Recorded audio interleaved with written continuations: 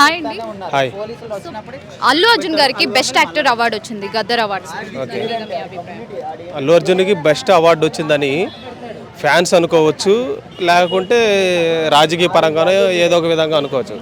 కానీ అయితే నిజంగా ఎవడైతే చదువుకున్నటువంటి జ్ఞానం ఉన్నటువంటి వ్యక్తి అయితే దాన్ని అవార్డు నేనైతే స్వీకరించను. వేరే వాళ్ళు స్వీకరిస్తే ఐ డోంట్ నో. నేనైతే దాన్ని అనుకోను. ఎందుకంటే ఒక పనికొచ్చేటటువంటి సినిమా. ఎందుకంటే జై భీమ్ అనే ఒక సినిమా వచ్చింది. గతంలో ఉన్నటువంటి దళితుల పైన ఏ విధంగా దాడులు జరిగేటివి, గతంలో ఉన్నటువంటి ప్రభుత్వాలు ఏ విధంగా వ్యవహరించేటివి, వివక్షత ఏ విధంగా ఉండే దానిపైన ఒక జై భీమ్ అనే సినిమా వచ్చింది. విరాట పర్వం అనే ఒక సినిమాలు వచ్చి ఇట్లా మంచి మంచి సమాజానికి ఉపయోగపడేటటువంటి సినిమాలు వచ్చినాయి. స్మగ్లింగ్ ఈరోజు మనకు అర్థమవుతుంది సార్. ఈరోజు ప్రభుత్వాలు ఏ విధంగా తయారయ్యారు. ఎందుకంటే స్మగ్లింగ్ చేసే వాళ్ళకి అవార్డులు వస్తున్నాయి. నిజంగా సినిమాలు తీసి సమాజానికి మెసేజ్ ఇచ్చేటటువంటి సినిమాలకి ఈరోజు వాల్యూ లేకుండా పోయింది. కాబట్టి so I don't accept. So in case Allu Arjun గారికి కాకుండా ఇంకెవరికి ఇచ్చుంటే బాగుండేది అంటారు? ఉన్నారు కదండి. సో ఈరోజు కీలకమైనటువంటి సోషల్ మీడియా యూట్యూబ్ ఛానల్లో చాలామంది సాంగ్స్ చేస్తున్నారు. మిలియన్ వ్యూస్లలో పోయినాయి. అలాంటి వాళ్ళకి ఇవ్వండి, అలాంటి వాళ్ళు ప్రోత్సహించండి. అలాంటి ప్రోత్సహిస్తే ఇంకా గొప్ప గొప్ప సాంగ్స్ యూట్యూబ్లలో తీస్తారు.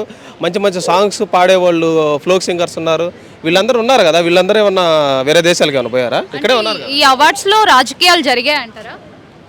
అది పబ్లిక్కి తెలుసు, అందరికీ తెలిసిన విషయం. రాజకీయాలు జరగబట్టే ఒక క్రిమినల్ స్టోరీకి ఈరోజు అవార్డు వచ్చింది.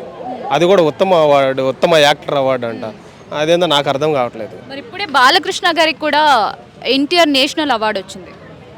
ఎన్టీఆర్ నేషనల్ అవార్డు అంటే అతను చేసినటువంటి మంచి గతంలో బాలకృష్ణ అనే వ్యక్తి, బాలకృష్ణ, చిరంజీవి గారు, వెంకటేష్, నాగార్జున, ఈ 4 మెంబర్స్ అంటే దాసరి నారాయణరావు గారు వీళ్ళు పెద్ద హీరోల తర్వాత వీళ్ళు టాప్ హీరోలు.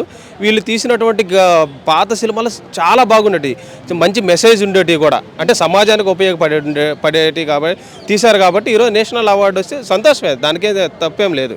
మరి గద్దర్ అవార్డ్స్లో బెస్ట్ ఫీచర్ ఫిల్మ్ కల్కికి వచ్చింది. మరి దాన్నైనా యాక్సెప్ట్ చేయగలరా మీరు? కల్కి కొంచెం బెటర్ సినిమా, అంటే చూడొచ్చు, కొంచెం మెసేజ్ ఉంది, కొద్దిగా చూడదగ్గ సినిమా. దానికంటే యాక్సెప్ట్ చేయొచ్చు.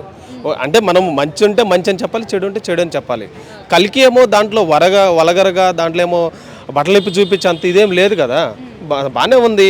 దాంట్లో అంతా మట్టి పూసుకోవడాలు, ఫైట్ సీన్స్ కానీ అన్నీ బాగానే ఉంటాయి. దాంట్లో స్మగ్లింగ్ లేదు, లేకుంటే వేరే వాళ్ళు కించపరిచే విధంగా కూడా లేదు కదా.